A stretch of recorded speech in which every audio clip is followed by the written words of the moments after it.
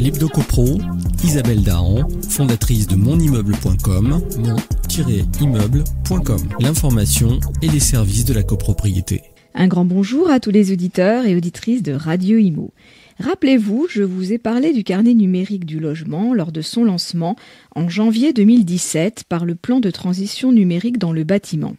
Lors de l'appel à projet, 11 lauréats ont été retenus avec l'ambition de proposer une offre opérationnelle de carnet numérique dans les secteurs résidentiels et tertiaires et d'appuyer la rédaction du décret d'application.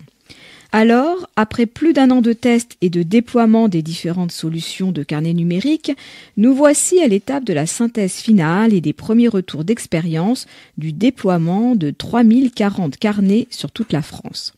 Au cours de l'année d'expérimentation, 3,5 millions d'euros ont été investis, dont la majeure partie pour supporter les coûts de développement informatique des solutions.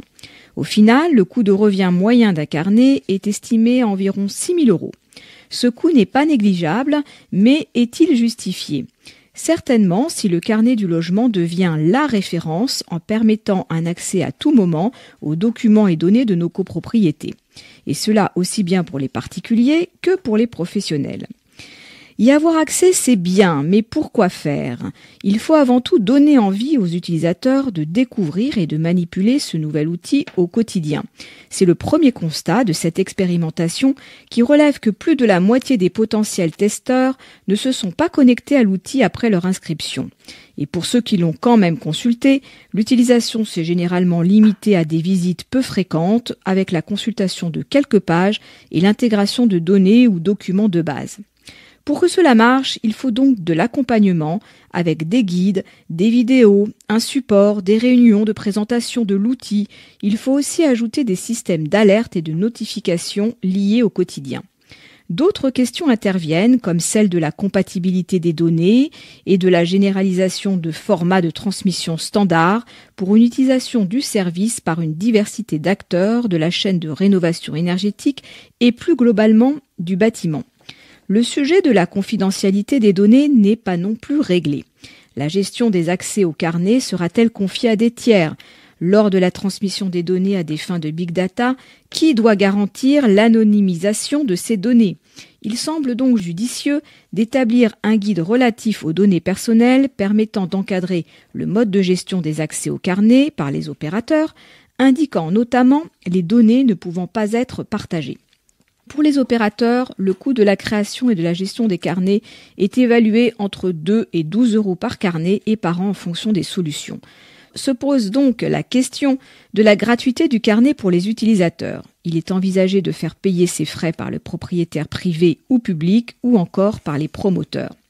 On peut aussi envisager une rétribution par les professionnels ou par les collectivités qui pourraient bénéficier des données anonymisées issues des carnets ou bien à plus long terme la création d'une fiche CEE dédiée.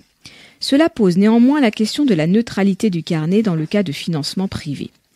Nous n'en sommes pas encore là, car il faudrait avant tout assurer les conditions favorables du déploiement et de la massification du carnet auprès du grand public. Certains pensent que cela ne peut passer que par la publication du décret d'application et l'entrée en vigueur de l'obligation de création et de mise à jour du carnet. Il faudrait que les utilisateurs puissent se projeter dans un usage à long terme. Pour que la réglementation puisse être mise en place le plus rapidement possible, on espérerait que les modalités de mise en œuvre seraient précisées dans la loi Elan. Or, rien n'est inscrit à ce sujet dans le texte de loi et pour l'instant le projet est à l'arrêt. On ne sait pas encore sous quelle forme il pourrait éventuellement réapparaître. Peut-être que finalement c'est une bonne chose. Le marché manque certainement de maturité pour permettre de légiférer. La seule réglementation n'est pas suffisante pour créer une réelle dynamique autour du carnet numérique. Une communication par les pouvoirs publics semble aussi essentielle auprès du grand public et de l'ensemble des acteurs de la chaîne de valeur du bâtiment. Il faudra encore un peu de travail pour améliorer l'expérience client et donner au carnet tout son sens. Il faut donner envie aux utilisateurs et à tous les acteurs d'améliorer l'information autour du logement. Pour cela, le carnet doit être simple d'utilisation, bien ancré dans la réalité et surtout évolutif pour s'adapter aux usages de l'habitant. Donnez-nous votre avis. Pensez-vous que l'expérimentation sur un an a fait ses preuves ? Êtes-vous d'accord pour légiférer à ce stade ? Selon vous, qui doit supporter le coût de ce carnet du logement ? Je vous retrouve la semaine prochaine pour notre rendez-vous Hebdo Copro. D'ici